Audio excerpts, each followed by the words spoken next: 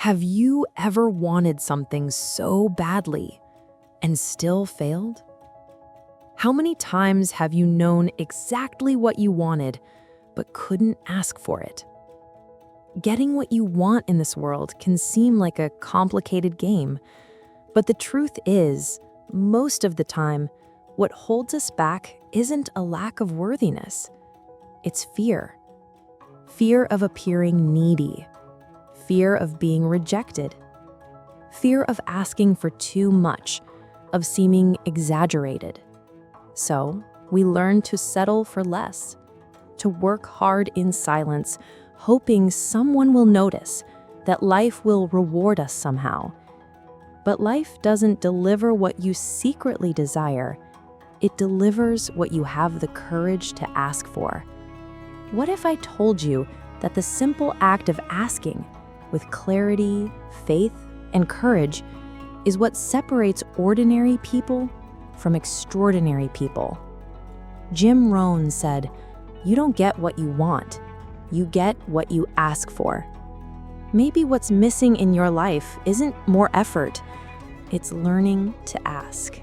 In today's video, you're going to uncover the 5 core principles that Jim Rohn shared in one of his most powerful teachings, a simple philosophy that most people overlook out of fear, pride, or sheer unawareness.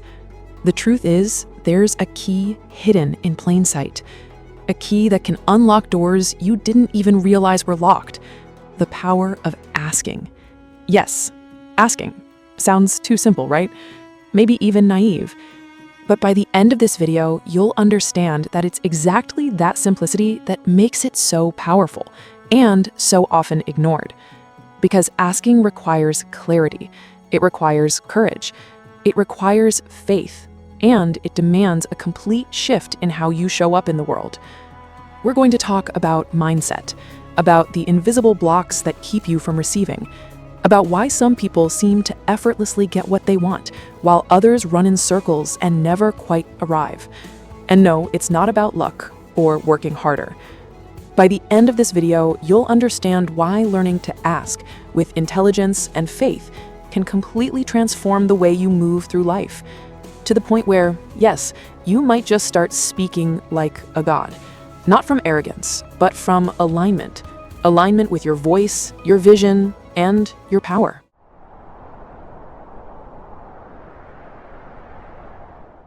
Most people don't fail because they lack talent, resources, or discipline. They fail because they don't ask. But the tragedy runs deeper than simple omission. They've been systematically trained not to ask, conditioned into silence by 1,000 small rejections in a culture that mistakes restraint for virtue. Think about where this begins. In childhood, when you asked why one too many times and were told to stop being difficult. In school, when raising your hand was met with eye rolls from classmates or impatience from teachers who preferred compliance over curiosity. In family dynamics, where asking for what you needed was labeled selfish or ungrateful. Where the unspoken rule was that good children should be satisfied with whatever they received. This is how we develop what psychologists call learned helplessness, a profound psychological condition where repeated exposure to uncontrollable situations teaches us to stop trying altogether. When our early attempts to express needs, ask questions, or voice desires are consistently ignored, dismissed, or punished, we internalize a devastating belief that our actions have no effect on our circumstances. We learn that asking is futile, even dangerous. The workplace perfects this conditioning. We watch colleagues who ask for raises get labeled pushy. We see the ones who request better projects called demanding. So we learn the corporate prayer: keep your head down, work harder, hope someone notices. We become masters of hints and implications, of working overtime while praying for recognition, of suffering in professional silence. But here's the truth that cuts through all this conditioning. Every time you don't ask, you're not just missing an opportunity, you're reinforcing a prison of your own making. You're telling yourself, your nervous system, and the universe that you don't deserve to receive, that your voice doesn't matter, that your desires are somehow inappropriate or excessive. This silence becomes a language unto itself, a language of resignation, of making peace with less, of convincing yourself that wanting more is somehow spiritually inferior to accepting whatever scraps fall from life's table. The art of asking is not about entitlement, it's about agency. It's about recognizing that you are not a passive recipient of whatever life happens to dish out, but an active participant in creating your reality. It's about understanding that your voice, your desires, your vision of what's possible, these are not burdens to be hidden, but instruments to be played. Because nothing begins until you ask. No doors open, no help arrives, no energy moves. Asking is the gateway between the internal world of wanting and the external world of receiving. It's the bridge that transforms private longing into public possibility. Most people have become experts at enduring. They've developed sophisticated strategies for tolerating dissatisfaction, for managing disappointment, for making peace with mediocrity. But ask them to make a clear request, to name what they want without apology, to speak with the conviction that they deserve to receive. The very idea terrifies them. So let this be your first awakening. What if the reason you haven't received isn't because you are unworthy, but simply because the universe is still waiting for your order? What if life has been standing at attention this whole time, ready to respond, but you've been whispering your requests so quietly that they never registered? The shift begins here, not with working harder, not with becoming more deserving, but with finding your voice, with breaking the silence, with the radical act of asking.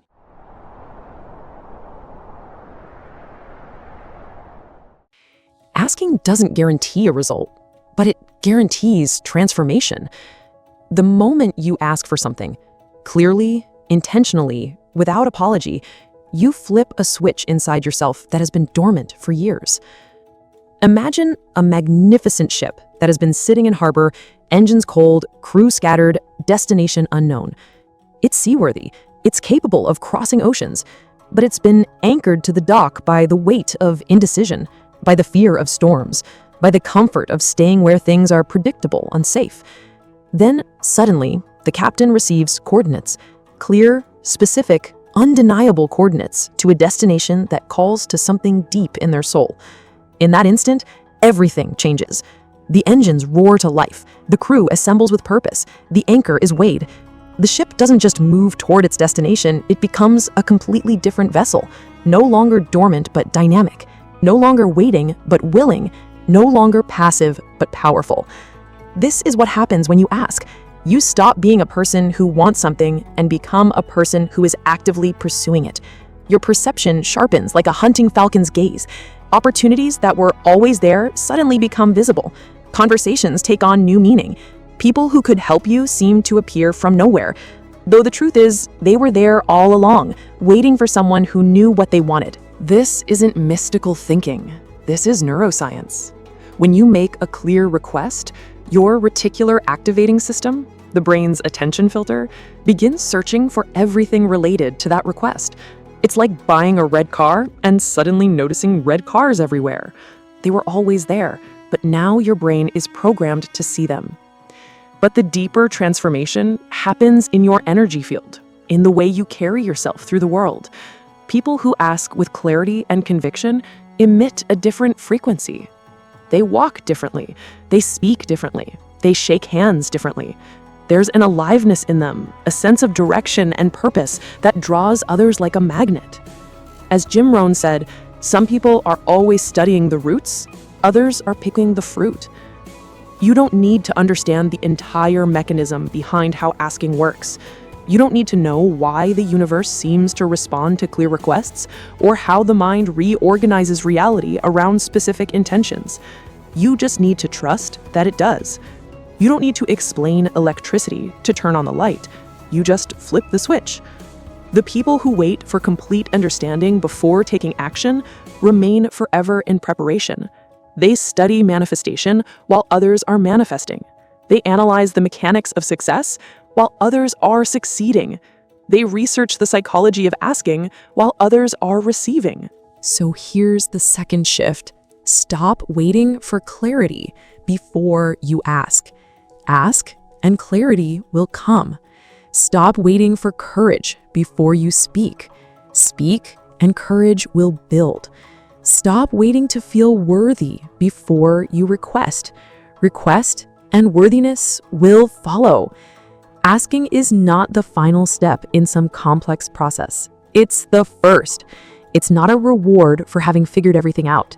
It's the engine that pulls you forward through the unknown, through the uncertainty, through all the places where the path hasn't been cleared yet. The ship doesn't wait for perfect weather to leave the harbor.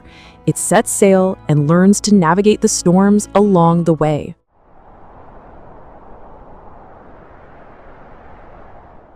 If asking sets the engine in motion, then receiving is the natural flow that follows.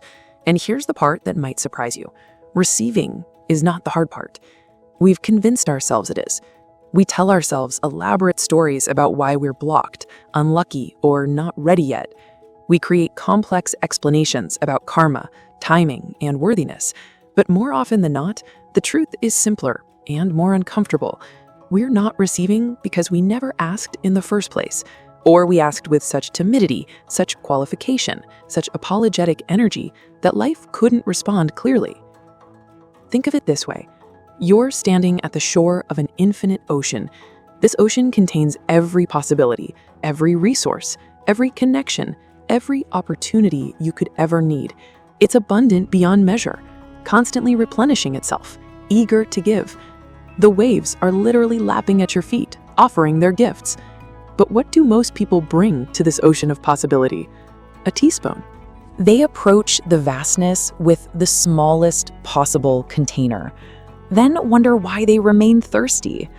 They dip their tiny spoon into infinite abundance and complain that the universe is stingy, that life is hard, that they never catch a break. Some people upgrade to a cup, the cup of cautious optimism. I don't want to ask for too much, they say, as they scoop their modest portion from the endless sea. I should be grateful for what I have. And they are grateful, genuinely grateful, for their cup of possibility, while the ocean stretches to the horizon, untouched. But then there are those who bring a bucket, the bucket of reasonable ambition. They fill it with purpose and determination, and they're proud of their haul. They've broken free from teaspoon thinking. But even as they carry their heavy bucket away from the shore, they can hear the waves calling, reminding them that they've barely disturbed the surface of what's available. But the truly bold, they don't come to the ocean with containers at all. They come with blueprints for pipelines. They're not interested in taking what they can carry. They want to create permanent channels for abundance to flow through. They ask not just for what they need today, but for systems that can deliver what they'll need tomorrow, next year, for the rest of their lives. The ocean doesn't judge the size of your container. It doesn't ration its gifts based on whether you deserve them. It simply responds to what you bring, giving exactly as much as you're prepared to receive. It's not the ocean's fault if you're still thirsty. It's the limitation you placed on yourself. And this is what most people do. They dream in IMAX but ask in whispers. They desire deeply but act timidly. They approach the vastness of life with apologetic energy and expect it to roar back with abundance. They want their lives to change dramatically, but make requests so small they barely register on life's radar. The universe is not withholding from you. Life is not playing favorites. The ocean of possibility doesn't have a bouncer checking IDs at the door. The limitation isn't out there. It's in the size of the vessel you've chosen to bring. So here's the third shift. Life is not withholding from you. You might just be under asking. You might be showing up with teaspoon expectations to a pipeline-sized opportunity. You might be requesting the minimum when the maximum is just as available. Trade your teaspoon for a bucket. Then trade the bucket for a well. Then design a pipeline. Ask bigger. Ask boldly. Ask like someone who understands that the ocean has been waiting for someone with the audacity to really drink from it. And remember, as Jim Rohn said, you don't get what you want, you get what you ask for. The ocean gives exactly what you request. The only question is, how big is your request? Before we move on to how you can actually rebuild this habit of asking with intelligence and faith, I want to hear from you. If you're still here, it means this message is resonating with something inside you. So comment below with the words, "I'm done whispering." Let it be your first act of asking boldly, even if it's just asking life to hear you. And while you're here, take a second to subscribe to our channel. If this video is shifting something in you, imagine what we could unlock together in the next one.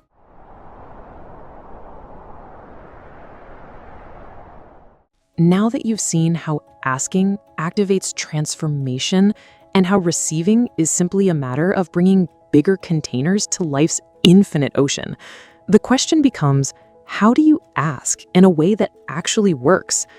The answer lives in the marriage of two powerful forces, intelligence and faith. Let's start with intelligence and immediately clarify what this isn't. This isn't about sounding sophisticated or using impressive vocabulary. This isn't about having multiple degrees or knowing the right terminology. Intelligence, in the context of asking, is about precision. It's about being laser-focused, crystal clear, and absolutely specific about what you want. Life is not a mind reader. The universe doesn't respond to vague wishes any better than a GPS responds to somewhere nice. When you mumble your desires, when you hedge your bets with qualifiers and escape clauses, when you ask for something better or more happiness or success, you're essentially giving the universe such unclear coordinates that it can't plot a course. Consider the difference between these requests. Vague, I want to make more money. Intelligent, I want to increase my monthly income to $8,000 by December 31st through advancing in my current role or transitioning to a position that values my marketing expertise. Vague, I want to be healthier. Intelligent, I want to lose 25 pounds and complete a 10K run by my 40th birthday, 6 months from today, by following a structured nutrition plan and training 4 days per week. Vague, I want a better relationship. Intelligent, I want to attract a romantic partner who shares my values of personal growth and adventure, someone who communicates openly, supports my goals, and wants to build something meaningful together. See the difference? Clarity creates gravity. When you define exactly what you want, how it looks, feels, functions, and fits into your life, your mind stops wandering and starts hunting. Your focus intensifies like sunlight through a magnifying glass, and the world around you begins to organize itself around your specificity. Because when you name what you want with precision, you give life permission to deliver with precision. But here's where most people stumble. They think intelligence is enough. They craft their perfect requests, make their detailed plans, and then nothing. They've forgotten the second ingredient, faith. Not philosophical faith, not religious faith, not even faith in some cosmic ordering system. We're talking about childlike faith, the kind of bone-deep conviction that doesn't need evidence to believe, doesn't require guarantees to proceed, doesn't demand proof before taking the first step. Watch a child ask for something they want. They don't preface their request with, "I know this might not be possible," but they don't apologize for wanting it. They don't immediately offer backup plans in case their request gets denied. They ask with the pure expectation that, of course, this wonderful thing should happen, because why wouldn't it? Adults have trained themselves out of this natural confidence. We've become experts at preparing for disappointment. We ask for what we want while simultaneously explaining to ourselves why we probably won't get it. We hedge every request with reasonable doubt. We practice intellectual humility to the point where we've humbled ourselves right out of our own dreams. But here's what happens when someone asks with both intelligence and faith. The request becomes magnetic. It carries a different energy. There's no desperation in it, no grasping, no needy undertone that repels people. Instead, there's an expectancy that's both humble and confident, both prepared and open to surprise. The person asking has done their homework. They know exactly what they want and why they want it. But they've also maintained the childlike belief that, of course, this is possible. Of course, they deserve it. Of course, the universe wants to say yes. Jim Rohn captured this perfectly. Make plans like an adult. Believe in them like a child. This combination is rare, but when it happens, it's electric. The adult mind brings clarity, strategy, and practical wisdom. The child heart brings wonder, expectation, and unshakable belief. Together, they create requests that land with power, that move people, that seem to shift the very fabric of possibility around them.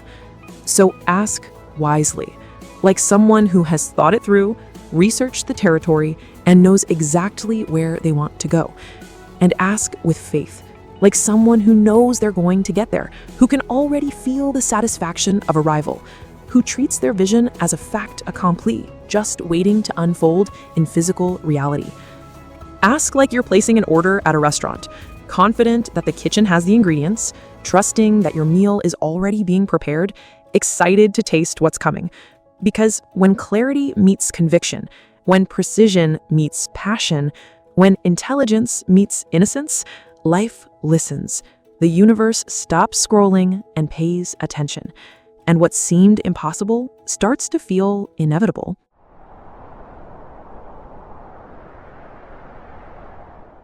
By now, you understand the power of asking. You know that most people never receive because they never ask, or because they've been conditioned into silence by a culture that mistakes restraint for virtue. You've seen how asking activates your mind, your emotions, and the world around you like a dormant ship suddenly receiving its coordinates. You've discovered that receiving isn't the problem. It's simply a matter of bringing bigger containers to life's infinite ocean of possibility. And you've learned that asking with intelligence and faith creates a magnetic force that makes the impossible feel inevitable. But none of this will change your life unless you practice it. Knowledge without application is just sophisticated entertainment. Understanding without implementation is just intellectual luxury. You can watch 100 videos about asking, read every book about manifestation, study the psychology of success until you could teach it yourself. But until you actually open your mouth and make a clear request, you're still living in theory. So here's the final challenge, the bridge between knowing and becoming. Give this 90 days. Not 30 days. That's barely enough time to break through your initial resistance. Not a year. That's so far away it feels theoretical. 90 days. 3 months. Long enough to see real results. Short enough to feel achievable. Long enough to reprogram decades of conditioning. Short enough to maintain focus and intensity. But let's be honest about what you're signing up for. This isn't going to be 90 days of smooth sailing toward your dreams. This is going to be 90 days of confronting every reason you've ever had for staying small, for playing safe, for accepting less than what you truly want. Around day 10, your inner critic will get louder. See, this isn't working. You asked for that promotion and nothing happened. You asked for that opportunity and got silence. Maybe you're just not cut out for this asking thing. This is learned helplessness trying to reclaim its territory. Don't let it. Around day 30, you'll hit what I call the reasonableness wall. Your logical mind will start offering very sensible arguments for why you should lower your expectations. Be more realistic. Stop asking for so much. Look, you got some of what you asked for. Isn't that enough? Why push it? This is fear dressed up as wisdom. Push through.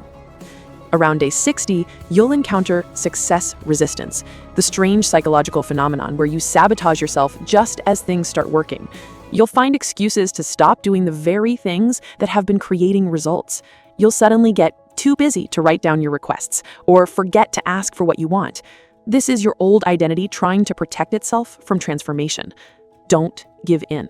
But here's what will also happen during these 90 days. You'll start noticing opportunities that were always there, but invisible to your under-asking mindset.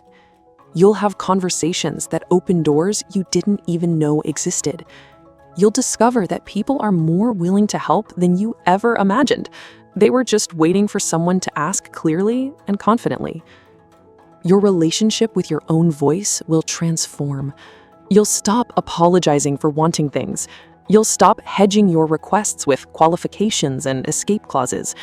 You'll start speaking like someone who expects to be heard, who believes their desires are valid, who trusts that asking is a gift to both themselves and others.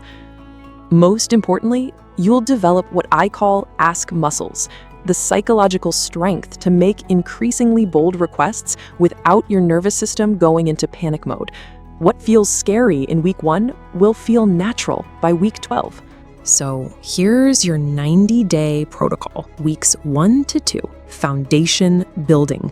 Every morning, write down 3 specific things you want to ask for that day. Start small, but be precise.